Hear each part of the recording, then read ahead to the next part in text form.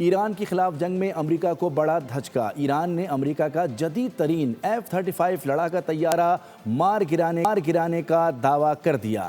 ایران نے اپنے air defence system سے میزائل پر اسٹرائک کی، جس کی ویڈیو بھی جاری کر دی گئی، جبکہ سینٹ کام اور امریکی میڈیا نے دعویٰ کیا ہے کہ طیارہ مکمل طور پر تباہ نہیں بلکہ متاثر ہوا اور اسے امریکی ایئر بیس پر ایمرجنسی لینڈ کروا لیا گیا ہے۔ ایران کے خلاف جنگ میں امریکہ کو بڑا دھچکا۔ ایران نے امریکہ کا جدید ترین F-35 لڑاکا طیارہ مار گرانے کا دعویٰ کر دیا۔ ایران نے اپنے ایئر ڈیفنس سسٹم سے میزائل پر اسٹرائک کی، جس کی ویڈیو بھی جاری کر دی گئی، جبکہ سینٹ کام اور اسرائیلی میڈیا نے دعویٰ کیا ہے کہ طیارہ مکمل طور پر تباہ نہیں بلکہ متاثر ہوا اور اسے امریکی ایئر بیس پر ایمرجنسی لینڈ کروا لیا گیا ہے۔ ایران کے خلاف جنگ میں امریکی F-35 جنگی طیارے کی ایمرجنسی لینڈنگ کے بعد لوک ہیڈ مارٹن کے شیئر میں نمایاں کمی آ گئی ہے۔ لوک ہیڈ مارٹن کارپوریشن کی اسٹاکس تقریباً 3 سے 4% گر گئے ہیں۔ ایران کے خلاف جنگ میں امریکی F-35 جنگی طیارے کی ایمرجنسی لینڈنگ کے بعد لوک ہیڈ مارٹن کے شیئر میں نمایاں کمی آ گئی ہے۔ لوک ہیڈ مارٹن کارپوریشن کے اسٹاکس تقریباً 3 سے 4% گر گئے۔ ایران کا اسرائیل اور امریکہ پر دگنی طاقت سے حملہ۔ وعدہ صادق 4 کی 65ویں لہر جدید میزائلوں سے حملے کر دیے۔ آپریشن کا نام یا ابا عبداللہ الحسین رکھا گیا۔ پاسداران انقلاب نے حیفا اور ایشود کے ریفائنریز کو تباہ کر دیا۔ حملے کے بعد کئی اسرائیلی شہروں میں بجلی کا نظام درہم برہم ہو کر رہ گیا۔ ایران نے پہلی بار جدید نصر اللہ میزائل استعمال کیے۔ قیام، ذوالفقار، خیبر شکن میزائل بھی آپریشن میں استعمال کیے گئے۔ ایران نے الخرج بیس اور امریکی اڈوں کو نشانہ بنانے کا بھی دعویٰ کر دیا۔ جیسا کرو گے ویسا بھرو گے، ایران کا دشمن کو واضح پیغام۔ پاسداران انقلاب کا جوابی حملہ، اسرائیلی شہر راکھ بننے لگے۔ ایران نے اسرائیل پر وعدہ صادق 4 کی 65ویں لہر میں جدید میزائلوں سے حملے کر دیے۔ حیفا اور اشود کی رائفائنریز کو تباہ کر دیا۔ میزائل ڈائریکٹ آ کر اپنے ہدف کو لگے۔ حملے کے بعد کئی اسرائیلی شہروں میں بجلی کا نظام درہم برہم ہو کر رہ گیا۔ پاسداران انقلاب نے حملے جاری رکھنے کا اعلان کیا ہے۔ اسرائیل کے ایران کی پارس گیس فیلڈ پر حملے کے بعد ایران کا شدید رد عمل سامنے آیا ہے۔ ایران نے خلیجی ممالک میں گیس اور آئل فیلڈ پر حملہ کر دیا۔ کویت، UAE، قطر اور سعودی عرب کی گیس تنصیبات کو نشانہ بنایا گیا، جس سے فیلڈ میں آگ بھڑک اٹھی۔ کام بھی عارضی طور پر بند کر دیا گیا۔ اسرائیل کا پارس گیس فیلڈ پر حملہ، ایران کا سخت رد عمل۔ قطر، سعودی عرب اور متحدہ عرب امارات کی توانائی تنصیبات کو نشانہ بنا ڈالا۔ سعودی عرب کی بحر احمر پر یمبو پورٹ سے متصل ریفائنری پر حملہ ہوا۔ ابو ظہبی کی حبشان گیس تنصیبات اور پاک فیلڈ پر میزائل کے ملبے گرنے کے واقعات پیش آئے۔ قطر کے راس الفان صنعتی شہر پر کئی میزائل داغے گئے۔ آگ کے شعلوں کی ویڈیو بھی بنائی گئی۔ گیس تنصیبات پر لگی آگ پر قابو پا لیا گیا۔ قطر نے گیس فیلڈ پر حملے کے بعد 2 ایرانی سفارتکاروں کو ملک چھوڑنے کا حکم دے دیا۔ آبنائے ہرمز کے قریب خلیج عمان میں جہاز پر بھی حملہ کیا گیا، جس سے آگ بھڑک اٹھی۔ کویت کی 2 ریفائنریز کو بھی ڈرون سے نشانہ بنایا گیا۔ کویت نے تصدیق کر دی۔ ایران کی پارس گیس فیلڈ پر اسرائیلی حملے کا علم نہیں تھا۔ امریکی صدر ڈونلڈ ٹرمپ کا بیان سامنے آ گیا۔ کہا کہ ایرانی پارس گیس فیلڈ انتہائی اہم اور قیمتی ہے۔ اسرائیل دوبارہ وہاں حملہ نہیں کرے گا۔ اگر ایران قطر پر حملہ کرتا ہے تو امریکہ پارس گیس فیلڈ کو تباہ کر دے گا۔ امریکی اخبار کے مطابق صدر ٹرمپ کو پارس گیس فیلڈ پر حملے کا علم تھا۔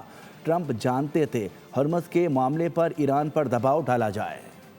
ایران کے خلاف جنگ میں امریکہ کو پیسے کی شدید ضرورت۔ ٹرمپ نے جاپانی وزیر اعظم کے ہمراہ پریس کانفرنس میں پیسے کا بھی اظہار کر دیا ہے۔ ایران کے خلاف جنگ میں امریکہ کو پیسے کی شدید ضرورت۔ ٹرمپ نے جاپانی وزیر اعظم کے ہمراہ پریس کانفرنس میں پیسے کی کمی کا اظہار کر دیا۔ بولے کہ جنگ ہم جیت چکے ہیں لیکن فنڈز کی ضرورت ابھی بھی درکار ہے۔ ٹرمپ نے ساتھ ہی سابق امریکی صدر بائیڈن کی پالیسیز کو بھی اسٹوپڈ قرار دیا۔ ایران کے خلاف جنگ ٹرمپ کی سیاسی طاقت کو کمزور کر سکتی ہے۔ دی اکانومسٹ نے رپورٹ میں بڑا انکشاف کر دیا۔ لکھا کہ ٹرمپ کی ایران کے خلاف جنگ نہ صرف عالمی سیاست میں خطرات پیدا کر رہی ہے بلکہ ان کی اپنی صدارت اور سیاسی طاقت پر بھی سنگین اثرات مرتب کر رہی ہے۔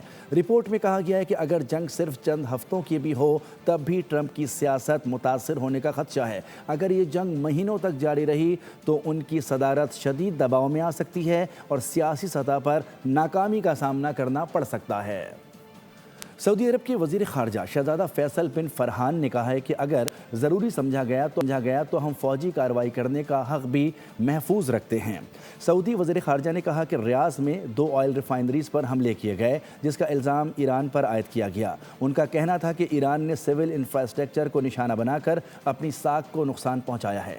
انہوں نے ایران پر شدید تنقید کرتے ہوئے کہا کہ اسے اپنے غلط اندازوں پر نظر ثانی کرنی چاہیے کیونکہ ان حملوں سے اسے کوئی فائدہ حاصل نہیں ہوگا۔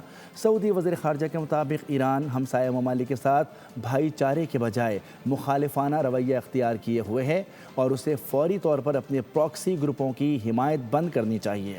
سعودی وزیر خارجہ نے واضح کیا کہ ایران کے خلاف سیاسی اور غیر سیاسی دونوں طرح کے اقدامات ممکن ہیں۔ ان کا کہنا تھا کہ اگر سیاسی دباؤ ناکام ہوا تو سعودی عرب فوجی کارروائی کا حق محفوظ رکھتا ہے اور وقت آنے پر قیادت ضروری فیصلہ کرے گی۔ قطر نے ایران کے صرف امریکی بیسس پر حملے نہیں کیے۔ قطر نے ایران کے صرف امریکی بیسس پر حملے کے دعوے کو مسترد کر دیا ہے۔ قطری وزیر اعظم شیخ محمد بن عبد الرحمن آل ثانی نے ترک وزیر خارجہ کے ہمراہ پریس کانفرنس میں کہا کہ گیس تنصیبات امریکی نہیں تھی۔ قطر اپنی خود مختاری اور توانائی کے اہم انفراسٹرکچر کے تحفظ کو انتہائی سنجیدگی سے لیتا ہے اور ایسے حملے ناقابل قبول ہیں۔ علی لاریجانی کے قتل سے اخلاقیات اور بین الاقوامی قانون کے تمام اصول پامال ہوئے۔ روسی صدر کا ایرانی قومی سلامتی کے مشیر کی شہادت پر رد عمل سامنے آ گیا۔ کہا کہ علی لاریجانی روس کے سچے دوست تھے اور ان کا کردار روس کے ساتھ تعلقات میں یاد رکھا جائے گا۔ ایرانی رہنما مجتبیٰ خامنائی نے بھی اس حوالے سے پیغام دیا کہ علی لاریجانی کی خدمات کو سراہا جائے گا۔